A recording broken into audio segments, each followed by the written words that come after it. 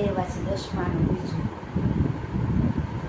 દસમાનું બીજું આપણે મનોરંજન નહીં કરી, કારણ કે અત્યારે મૂર્તિ છે, બધા નિશ્ચિત થાય એના માટે આજે પડતાનું નહીં વગાડવું.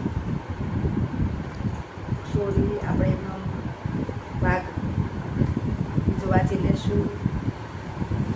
બાળકોને વિકાસ સંધ્યા,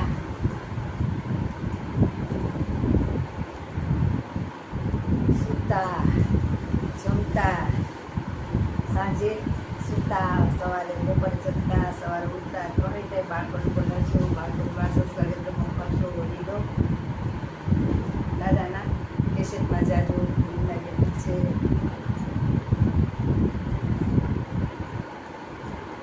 લાઈવ થયું નથી, યુટ્યુબમાં લાઈવ વિડીયો છે, આપણે કાલે અપલોડ કરશું.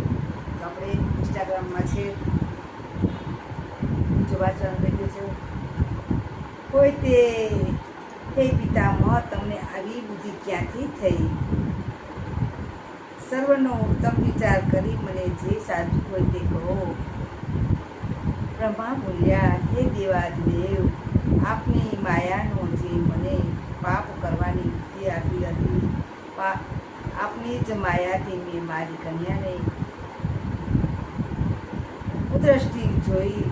તે વખતે મહાદેવ આવીને મારા પુત્રો સહિત મને ધિક્કાર્યા હતા અને સર્વ સન્મુખ મારી નિંદા કરી. તેનું મને અત્યંત દુઃખ છે, કારણ કે શંકર તો પણ મારો પુત્ર થઈને પણ મારી અવલેખ કરી, અને તેથી તે શંકર જ્યારે મોહમાં પડી સ્ત્રીને ગ્રહણ કરે ત્યારે જ મારું દુઃખ દૂર થશે અને મારી સ્ત્રીનો મોહ પણ પામી અપનાવે તેમ કરવામાં મારું તેમજ બીજાનું સમર્થ નહીં. એટલે કે આપ મને મદદ કરી મને સુખી કરો. આપ મને મદદ કરી સુખી કરો.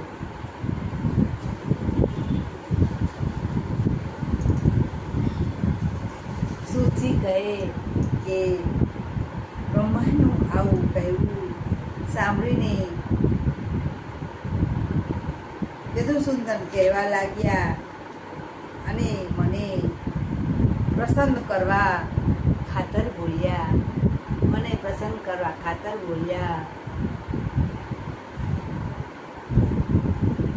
વિષ્ણુ બોલ્યા, હે બ્રહ્મ, તમે જ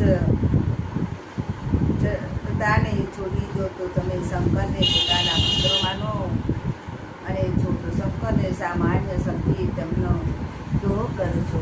શંકરને સામાન્ય માની તેમનો દ્રોહ કરો છો. હે વિધિ, તમે અખિલ વેદના વ્યક્તા છો, છતાં વિજ્ઞાનને ભૂલી ગયા છો. શિવ તો સર્વના કરતા રૂપ છે. સર્વના કરતા હતા છે, અને સહારૂપ છે તે જ પરબ્રહ્મ, પરમ સ્વરૂપ, ઓમકાર રૂપ અને સર્વવ્યાપક પરમેશ્વર રૂપ છે. તો સંતુષ્ટ થઈ તમારું કલ્યાણ કરશે. અને બ્રહ્મા શંકર તો શ્રીનો ગ્રહણ કરે છે એમ તમે ઈચ્છતા હો, તો અમે એવો જ વિચાર તમારા હૃદયમાં ઉદ્ભવે તો તમે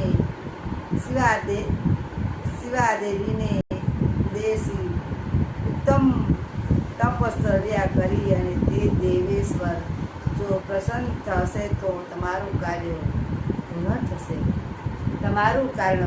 થશે. અને એ જ શ્રીદેવી સગુણ થઈ અવતાર લઈ નારી રૂપે કોઈના પુત્રી રૂપે અવતરે છે, તો અવશ્ય શંકરના પત્નીના થાય, અને તમારા પુત્ર દસને આશા કરે છે. કરો કે તે જ શિવની ભક્તિ કરી અને શિવને પ્રસન્ન કરો. અને બ્રહ્મા શિવ પરમ બ્રહ્મ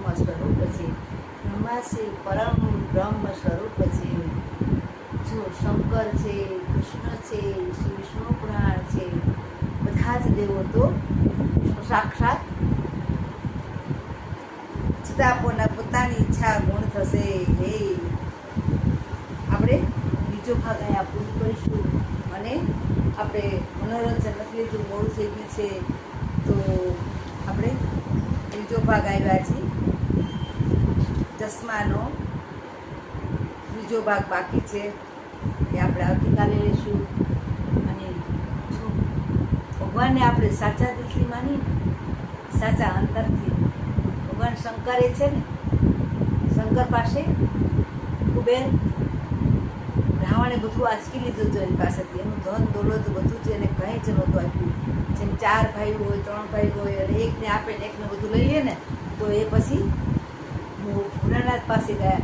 એ ભોળાનાથ, મારી આવી હતી કઈ, આવો તો કયો ન્યાય કે તમે મારી સામે જુઓ, મને કંઈક ન્યાય અપાવો. એવી રીતના તે પોતે એની પાસે તપસ્યા કરે છે અને પ્રાર્થના કરે છે. કુબેર ભંડાર છે, એક રાવણનો ભાઈ છે. રાવણનો ભાઈ 3 ભાઈ હતા ને એક સુવર્ણકા, એક બેન હતી. તો કુબેર દાદાએ ત્યાં જઈ અને એની પાસે પ્રાર્થના કરે છે ભોળાનાથ. તો ભોળાનાથે તો આખું ધન દોલત બધું એને આપી દીધું કે જ્યાં તારે દ્વારે કોઈ આવશે એ કોઈ પાછું નહીં જાય. તો ત્યાં તે અબજો માણસો જમે છે, ક્યાંથી દાન આવે છે, ક્યાંથી શું આવે છે, અને ખાંડના ને ગોળના ભંડારાના ઢગલા પડ્યા, પણ તમને એક કીડી જોવા ના મળે. હજારો અબજો માણસો જમે છે ત્યાં.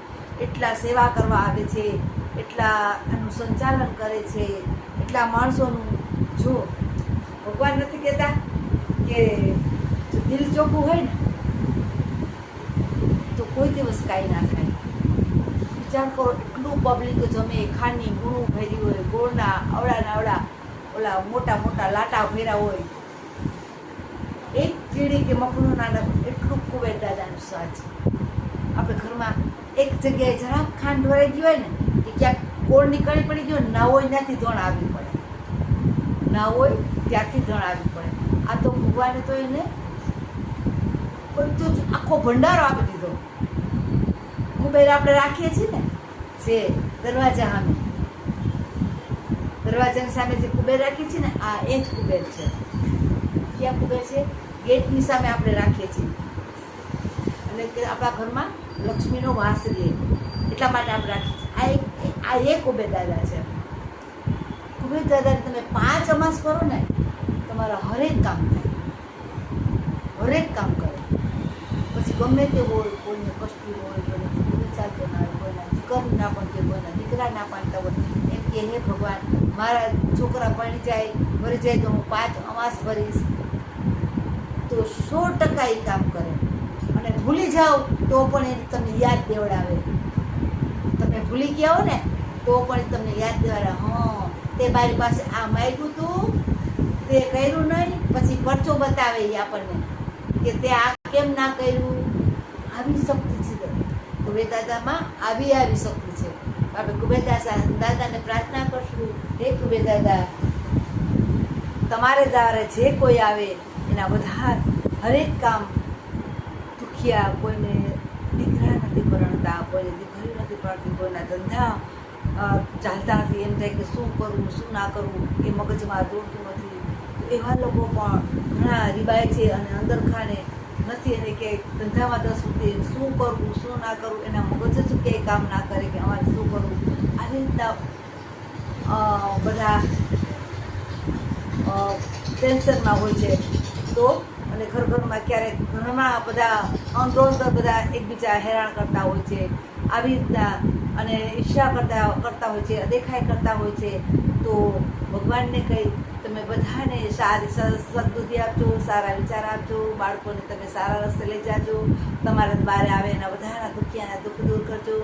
એવી અપીલ છે. લાઈક કરજો, શેર કરજો અને સબસ્ક્રાઈબ કરજો. તમને મારા વિચાર મેં મનોરંજન નથી કર્યું તો હું માફી